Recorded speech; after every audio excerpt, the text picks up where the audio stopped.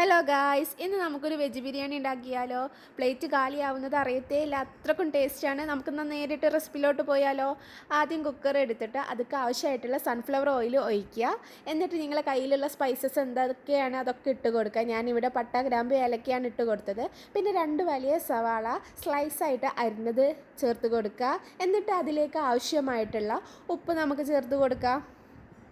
ഇനി നമുക്ക് ഇതിലേക്ക് ഇഞ്ചി വെളുത്തുള്ളി പേസ്റ്റ് ഇട്ട് കൊടുക്കുക. അതായത് ഇഞ്ചിയും വെളുത്തുള്ളി മിക്സിയിലിട്ട് അരച്ചതിന് ശേഷം അത് ഇതിലേക്ക് ഇട്ട് കൊടുക്കുക. പിന്നെ അതിലോട്ട് ആവശ്യമായിട്ടുള്ള ചെറിയ മാഗി ക്യൂബും ഇട്ട് കൊടുക്കുക. ഇനി നമുക്ക് ഒരു തക്കാളി മുഴുവനായിട്ട് ഇട്ട് കൊടുക്കുക. അതിന് ശേഷം അതിലോട്ടുള്ള മസാല ആയിട്ടുള്ള ഗരം മസാല, മല്ലിപ്പൊടി, ചിക്കൻ മസാല, കാശ്മീരി മുളക് പൊടി ചേർത്തിട്ട് നന്നായിട്ട് മിക്സ് ചെയ്യാം.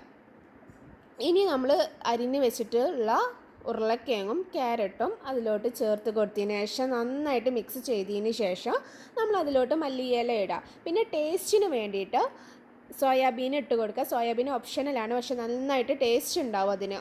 ഞാൻ ഇവിടെ 1.25 കപ്പ് അരി, അതായത് നെയ്ച്ചോറിലോട്ട് ബിരിയാണിയിലോട്ട് ഇടുന്ന അരിയാണ് ഇട്ട് കൊടുത്തിട്ടുള്ളത്. പിന്നെ നമ്മൾ ചോറിലൊക്കെ ഇടുന്ന ഒരു ഇല ഉണ്ട്, അതും ഇട്ട് കൊടുത്തതിന് ശേഷം 1.25 അരിക്ക് ഞാൻ ഇവിടെ 2.25 കപ്പ് വെള്ളം ഒഴിച്ചിട്ടുണ്ട്.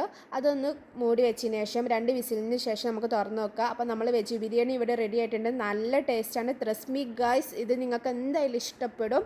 നിങ്ങൾ എന്തായാലും ഒന്ന് ഉണ്ടാക്കി നോക്കിയിട്ട് കമൻറ്റ് ചെയ്യണേ. അത്രക്കും ടേസ്റ്റാണ്.